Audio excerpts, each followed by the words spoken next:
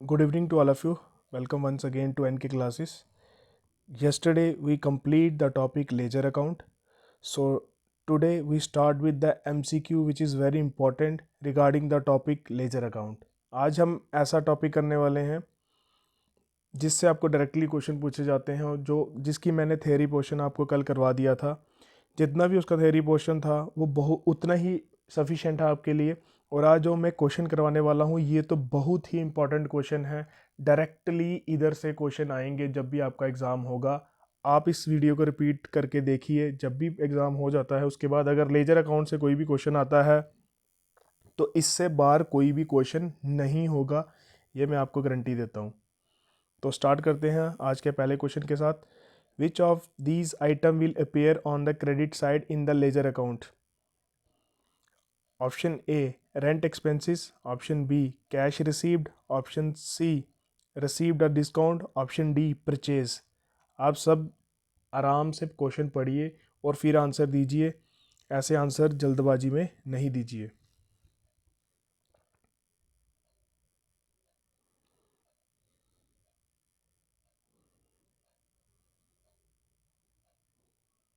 तो इसका जो राइट आंसर रहने वाला है option number C, received a discount. क्योंकि आपने सबने नॉमिनल अकाउंट में पढ़ा था, होता क्या था, all the expenses and losses are debited, all the incomes and gains are credited. But होता क्या है, जब रेंट रिसीव्ड होता है तो इसकी एंट्री क्या बनती है, rent account debit to cash account. तो रेंट किस साइड आएगा, डेबिट साइड अपीयर होगा in the ledger account. Next आता है कैश रिसीव्ड। अगर कैश रिसीव्ड होती है तो एंट्री क्या बनती है, कैश अकाउंट डेबिट। तो ये किस साइड एंट्री होगी, ये भी डेबिट साइड होगी। रिसीव्ड अ डिस्काउंट, तो इसकी एंट्री क्या बनती है, what's come in cash account debit to discount received account. तो इसकी एंट्री किस साइड होगी, क्रेडिट साइड। परचेज का क्या होता है, purchase account debit to cash और पर्सन डेटर जिससे गुड्स लेंगे, ठीक है, क्रेडिटर, ठीक है। तो ये इसका बैलेंस क्या होता है, डेबिट। तो आपको अच्छे से क्लेरिफाई हो गया होगा, मैंने सारी एंट्री करके भी दिखा दी। आपको तो अभी क्लैरिटी हो जानी चाहिए कि इसका आंसर रिसीव्ड अ डिस्काउंट क्यों है। क्योंकि मैं पूरे ब्रीफली क्वेश्चन करवाऊंगा आपको, ऐसा कभी नहीं है कि सीधे ऑप्शन मार्क करवा दिया तो उसका एग्जैक्ट समझाया नहीं कि इसका रीज़न क्या था आंसर का। तो आई थिंक आपको समझ आ चुका होगा इसका आंसर। तो इसका आंसर हम मार्क करते हैं रिसीव्ड अ डिस्काउंट, ठीक है। सेकेंड क्वेश्चन है आज का। The method of transferring item from a journal into their respective accounts or journals is known as option A balancing, option B arithmetic, option C entry, option D posting। आराम से question पढ़िए, 10-15 second का pause लीजिए, समझिए कि इसका answer क्या होगा, उसके बाद आंसर मार्क कीजिए। अदरवाइज अगर आप विदाउट सोचे समझे आंसर दोगे तो आपका आंसर गलत हो सकता है। और ये बहुत ही इंपॉर्टेंट, चाहे मैं 5 क्वेश्चन करवा रहा हूँ, आपको वो अच्छे से देखने और सारी वीडियो देखनी है और पूरी डिस्क्रिप्शन सुननी है कि उसमें से कोई भी पार्ट छूटे ना। क्योंकि ये सारे बहुत इंपॉर्टेंट क्वेश्चन रहते हैं, कोई भी ऐसा क्वेश्चन नहीं है जो ऐसे ही करवा रहा हूँ मैं, ठीक है। वो आपका टाइम वेस्ट नहीं होने वाला, ये आपको कंसेप्ट की ब्रीफ क्लैरिटी देंगे ये क्वेश्चन, ये मेरी प्रॉमिस है आपके साथ। तो इसका आंसर रहने वाला है पोस्टिंग, ठीक है। जब हम जर्नल से ट्रांसफ़र करते हैं एंट्री, मैंने आपको कल थ्योरी में पढ़ाया था, जब हम जर्नल से एंट्री को ट्रांसफ़र करते हैं तो उसको क्या बोलते हैं, लेजर में जब ट्रांसफ़र करते हैं उसको प्रोसेस को बोलते हैं पोस्टिंग, ठीक है। नेक्स्ट क्वेश्चन रहने वाला है question number 3। In ledger book which accounts are maintain. बोलता है लेजर में कौन कौन से अकाउंट मेंटेन किए जाते हैं। Nominal account, B option only real account, option C real personal and nominal, option D real and nominal. ये क्वेश्चन बहुत इंपॉर्टेंट है, आराम से पढ़िए फिर आंसर मार्क कीजिए। तो आज इस क्वेश्चन का जो करेक्ट आंसर रहने वाला है रियल पर्सनल एंड नॉमिनल। मैं आपको सब बता रहा हूँ, कल मैंने बताया भी था कि हमारे अकाउंट्स में जितनी भी, चाहे वो पर्सनल के रिलेटेड हो, चाहे हमारा वो एसेट्स के रिलेटेड हो, चाहे वो एक्सपेंसेस के रिलेटेड हो, हमें हर एक अकाउंट मेंटेन अलग अलग करना ही पड़ता है इन द लेजर अकाउंट। क्योंकि हमें हर एक का बैलेंस इंफॉर्मेशन चाहिए होती है, क्योंकि हमने इसके बाद क्या बनाना होता है, ट्रायल बैलेंस। वो हम जब टॉपिक पढ़ेंगे तब आपको इंपॉर्टेंस पता चलेगी कि लेजर की क्या इंपॉर्टेंस है, तब तक आपको लेजर की इंपॉर्टेंस पता नहीं चलेगी। तो आज का फोर्थ क्वेश्चन रहने वाला है, ledger account is prepare with the help of. कहता है लेजर अकाउंट किसकी हेल्प से बनाया जाता है। Option A transaction, option B vouchers, option C journals, option D passbook. आराम से सोचिए समझिए और फिर आंसर मार्क कीजिए।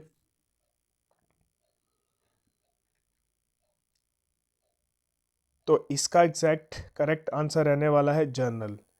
आपको लेजर अकाउंट प्रिपेयर करने में कौन हेल्प करता है? जर्नल। अगर आपने जर्नल प्रिपेयर नहीं किए होंगे तो आप लेजर अकाउंट प्रिपेयर कभी भी नहीं कर सकते। इसलिए first of all you have to know the transaction, which one is the business transaction, which one is not the business transaction. Then you measure that transaction in the terms of money. If the transaction is converted into money, then you record the transaction in journals. After completion of journal entries, the next process is the posting. Posting means the transferring of the journal entry into ledger account is known as posting. So with the help of journal, we can easily make a ledger account of any, either a real account, either a personal account, either a nominal account. I think आपको इसकी clarity हो गई होगी। Question number 5 रहने वाला है, which type of the following accounts will have a debit balance only. वो बोलता है कि बताइए इनमें से डेबिट बैलेंस किसका हो सकता है सिर्फ, बाकी के क्रेडिट बैलेंस हो सकते हैं, इनमें से डेबिट बैलेंस किसका हो सकता है? जल्दी से मुझे बताइए। और ये क्वेश्चन बहुत इंपॉर्टेंट है, इसको सोच समझ कर इसका आंसर दीजिए। आप इसका आंसर ऐसे मत दीजिए जल्दबाजी में, क्योंकि क्वेश्चन आपका आंसर गलत हो सकता है। तो आराम से सोचिए फिर आंसर लगाइए इसका।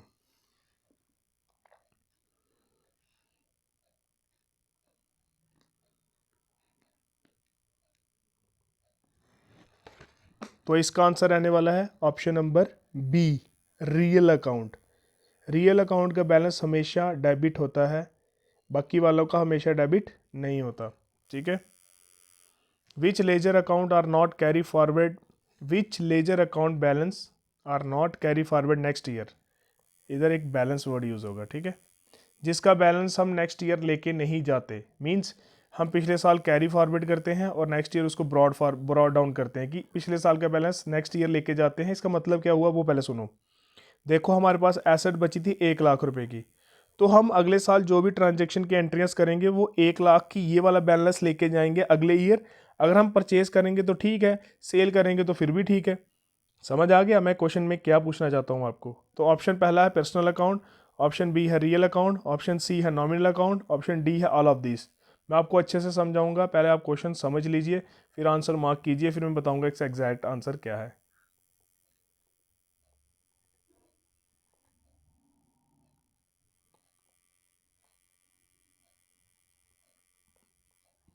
तो इस क्वेश्चन का करेक्ट आंसर रहने वाला है नॉमिनल अकाउंट।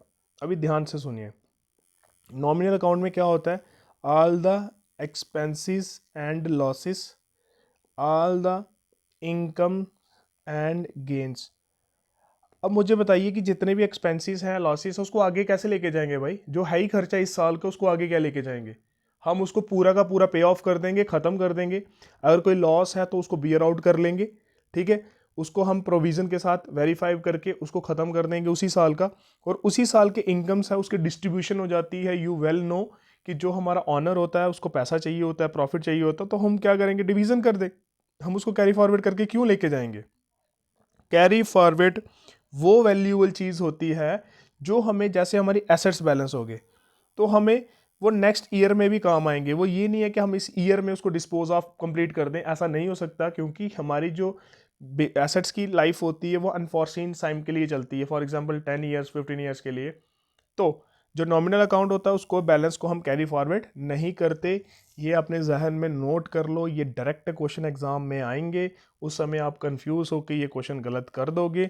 तो इसलिए फटाफट नोट्स में जाके स्टार मार्क करके ये चीज़ें नोट डाउन कर लो। बाद में मत बोलना कि ये क्वेश्चन आता था फिर भी गलत हो गया। ये आपके जहन में चीज़ें आएंगी, अभी नहीं आ रही तब आएंगी। Posting of transaction means A entering transaction in journal, B entry transaction in ledger, option C entry transaction in trial balance, option D entering transaction in financial statement। तो मुझे बताइए इसका आंसर क्या रहने वाला है?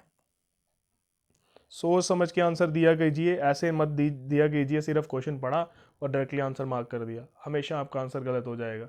एग्जाम में भी प्लीज़ कोशिश करना, टेक ऑफ 10 to 15 सेकंड, एक क्वेश्चन के लिए एक मिनट मिल ही जाएगा आपको। 120 क्वेश्चन होते हैं और हमारे पास उतना ही टाइम होता है सुटेबल कि एक क्वेश्चन के लिए 1 मिनट हमारे पास होता है।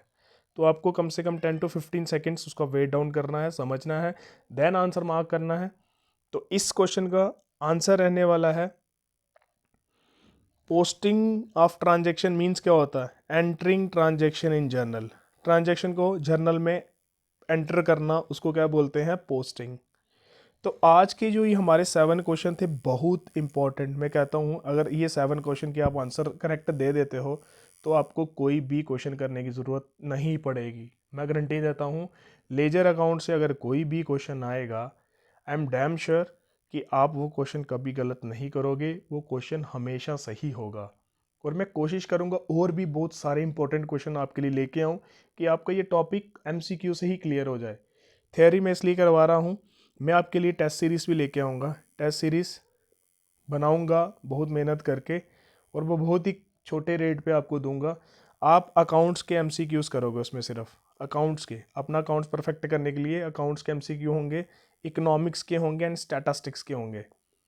अगर आप सारे कंबाइंड MCQ चाहते हो तो वो भी मेरे को कमेंट बॉक्स में बता सकते हो।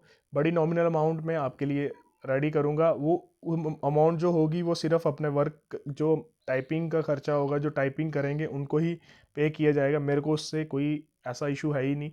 मैं आपको अगर क्लासेस फ्री में प्रोवाइड कर सकता हूँ तो MCQ भी आपको फ्री में प्रोवाइड कर रहा हूँ। अभी तक जितना मेरे से होता है, जितना टाइम मेरे को मिलता है, तो आपको कर रहा हूँ, प्रोवाइड कर रहा हूँ। तो ज़्यादा से ज़्यादा वीडियो को शेयर कीजिए। जिसने अभी तक चैनल सब्सक्राइब नहीं किया वो प्लीज़ कर लीजिए।